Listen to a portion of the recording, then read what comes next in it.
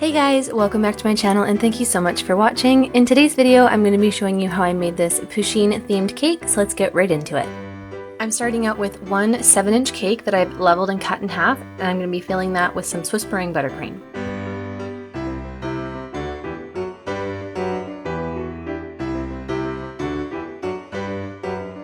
I'm making sure that my buttercream is nice and even, and then on top of that I have one 6-inch cake that I have leveled and cut in half, and I'm going to be stacking that on top of my 7-inch cake, just making sure that it is centered.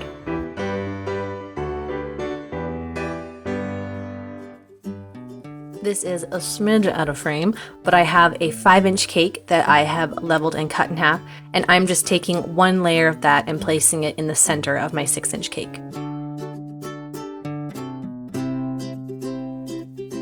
Now I'm going to start carving my cake. Pusheen is teardrop shape. He's very voluptuous.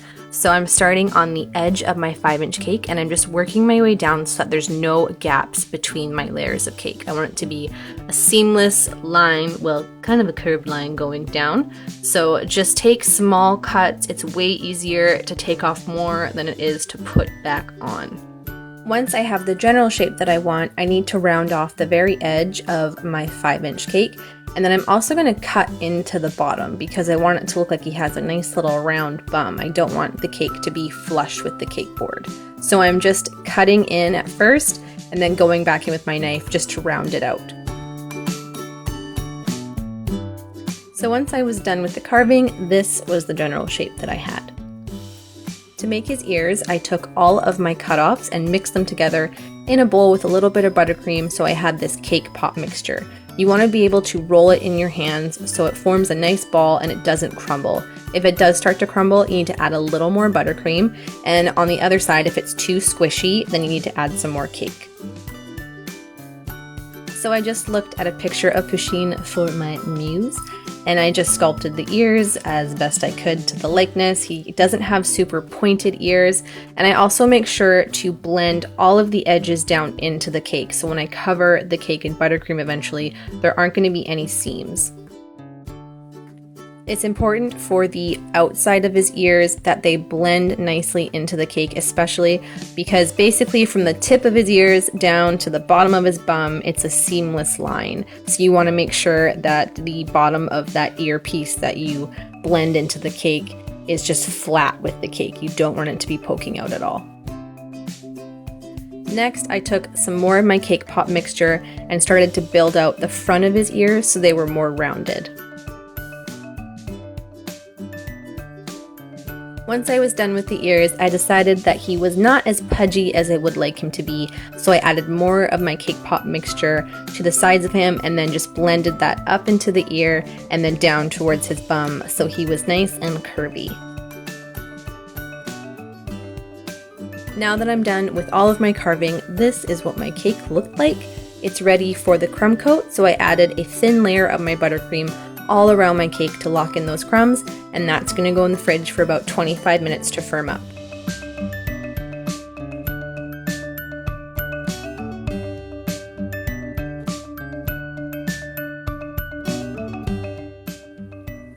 Once you can touch your finger to the buttercream and none of it comes off, it's ready for the final ice. So I applied another layer all around my cake, and then using my spatula, I did my best to smooth it out. But for odd-shaped, like rounded cakes like this, I like to use a piece of cardstock because it can really curve with the shape of the cake, and I just find that it's a lot easier to get your buttercream smooth. It does take a little longer, but if you just take your time and keep at it, eventually you will get there. Once I was happy with the buttercream, I put my cake back in the fridge to chill, and now I'm going to work on my fondant. I have some light gray here that I'm rolling out on my cornstarch surface to about 1/8 of an inch thick. If you find that you have any air bubbles trapped in your fondant, you can just use a sharp pin to pop them and then guide the air out with your finger. To actually cover my cake, I enlisted the help of my boyfriend. So I picked up my fondant and I draped it over my cake. And then on the opposite side of where I would be smoothing the cake out, I asked him to hold up my fondant, because usually with like a pointed tip like that especially, your fondant can be really heavy and it can either start to smush down that ear, or B, the fondant can start to tear because it's so heavy. So him holding that up for me just gives me a little more time to smooth out my side. I just worked my way down, pulling out the pleats in the fondant, and then once I had smoothed my side down, I just rotated the cake, and then he picked up the other side for me while I smoothed that part down.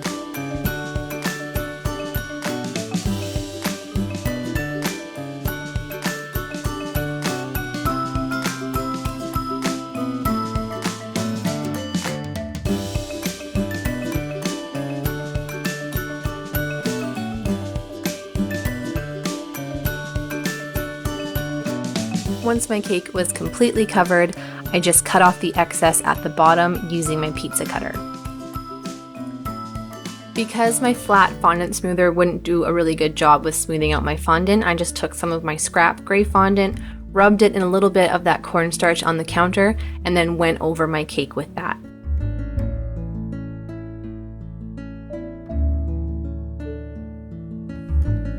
For the little stripes on the top of Pusheen's head, I rolled out some darker gray fondant and then cut out 3 strips, and then just placed that on top in between his ears, securing them with a little bit of shortening.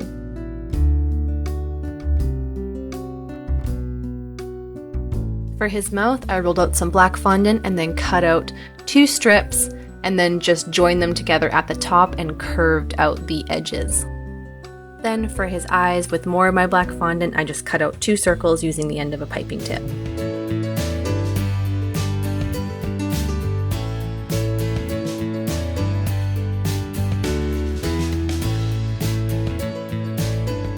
To make his tail, I took more of that light gray fondant. I rolled out this long teardrop shape, and then I flattened the very end of that so that it fit a little more snug when I curved it around his body. Using more of that dark gray fondant, I just cut out some pieces and then created the striped pattern on his tail.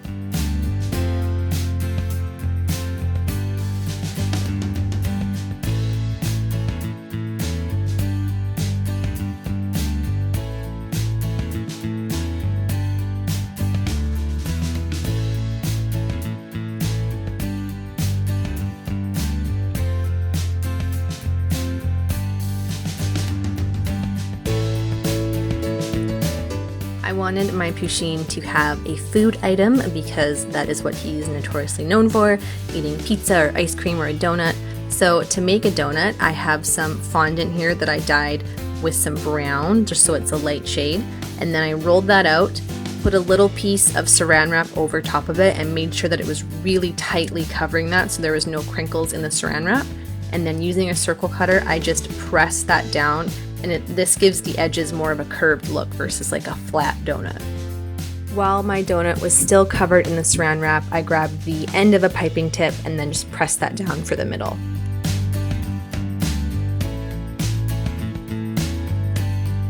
I rolled out some light pink fondant and then used the same large circle and piping tip to create that donut shape. And then for the edges on the outside and then the inner part of the circle, I just made it more squiggly so it looked like icing.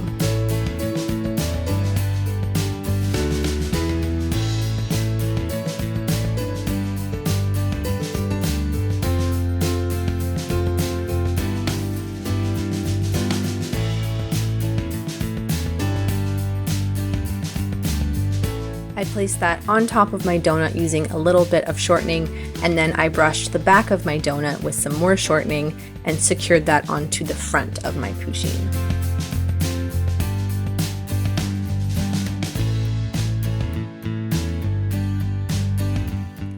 I rolled out some white and light purple fondant in a really thin little snake, and then cut these small pieces and attached them to look like sprinkles.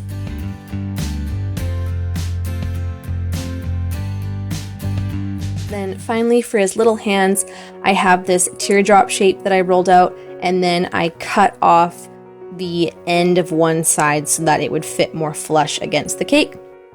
And just arrange them so it looks like he's holding on to that donut for dear life.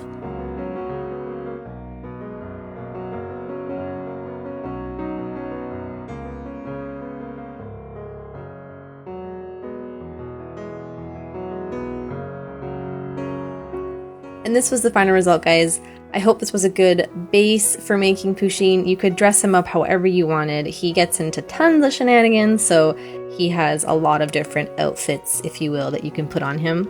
Thank you so much for watching, and don't forget to subscribe for new videos every week. I will see you in the next one.